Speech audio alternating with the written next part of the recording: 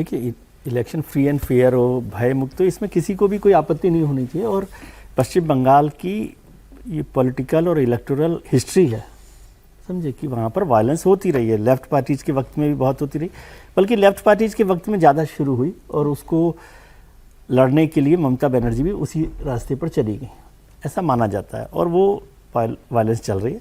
और जो भय है ना वहाँ पर, यदि आप बंगाल गए हो तो भय प्री पोल वायलेंस का नहीं है, पोस्ट पोल वायलेंस का है।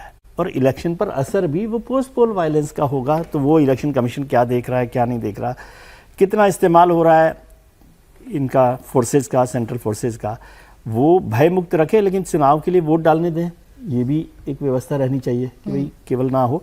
ममता जी बोलती हैं तो वो पॉलिटिकल एक उनका बयान है कि इस तरह से बात कर सकती हैं मोटरसाइकिल्स के लिए। लेकिन मैं इसमें इलेक्शन कमीशन को इतनी बेनिफिट ऑफ डाउट देता हूं कि उनको जो ठीक लगता है इलेक्शंस के लिए, वायलेंस को रोकने के लिए, उस पर काम करने देना चाहिए और उस पर मौका करना चाहिए। और वैसे भी कर ही लिया उन्होंने, सारे ऑफिसर्स बदल ही दिए हैं, IPS बदल ही दिए हैं, IAS बदल ही दिए हैं, चीफ सेक्रेटरी बदल ही दिया है।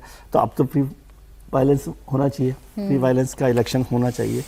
और वैसे मुझे क्यों चिंता नहीं हो रही, क्योंकि इलेक्शन कमीशन ने तो पहले इसको सारा देखा होगा, तब उन्होंने ये चुनाव 5 फेज के बजाय 2 फेज में करवाया है। इसका मतलब उनको इस बार बंगाल में वायलेंस की संभावनाएं, आशंकाएं कम लग रही होंगी, तभी उन्होंने 2 फेज में करवा दिया होगा ना इलेक्शन। लेकिन किसी भी तरह से हो, मैं समझता हूँ इलेक्शंस में वायलेंस पर रोक लगाने का काम इलेक्शन कमीशन देखे, और जो फोर्सेज है वो भी करे। बाकी चुनाव में ये सब आरोप ममता जी जो कह रही हैं वो, या कोई और लोग कह रहे हैं, उससे मैं नहीं जाता। मैं समझता हूँ कि इलेक्शंस जो है होने चाहिए वायलेंस फ्री। एक बात जो TMC कह रही है, या TMC के साथ इंडिया अलायंस के जितने दल हैं वो कह रहे हैं 2550 कंपनियां तैनात की गई हैं, और हर्षवर्धन जी इसी पर सवाल है उनका, कह रहे हैं ऐसा भी क्या है पश्चिम बंगाल में कि आप 2550 कंपनियां तैनात कर रहे हैं? आप तो ऐसा कर रहे हैं जैसे ये यहाँ पर कोई आतंकवादी हैं, जैसे यहाँ कोई हमला हो जाएगा, जैसे युद्ध करने जा रहे हैं हम। ऐसा भी क्या है भाई? हिंसा होती है, हिंसा रोकने के लिए आप एक सामान्य तरीके से आप काम कर सकते हैं, लेकिन सड़कों पर बख्तरबंद गाड़ियों का गुजरना वोटर्स के अंदर डर पैदा कर सकता है, वो ये कहते हैं। नहीं, अच्छा किया प्राची आपने प्रश्न पूछा, और ये बहुत ज़रूरी है, अब इसको सबको सुन लेना चाहिए। मैंने एक बार पहले भी बताया था कि 2005 में 600 कंपनी तैनात करनी पड़ी थी KJ राव को बिहार में। 2011 में 700 से अधिक कंपनियां तैनात हुई थी जब 2011 का विधानसभा चुनाव हुआ था। और आपको याद होगा कि अभी ये पहली बार है कि 2 चरण में, वरना तो 3, 4, 5, 6 और 8 चरण तक गए।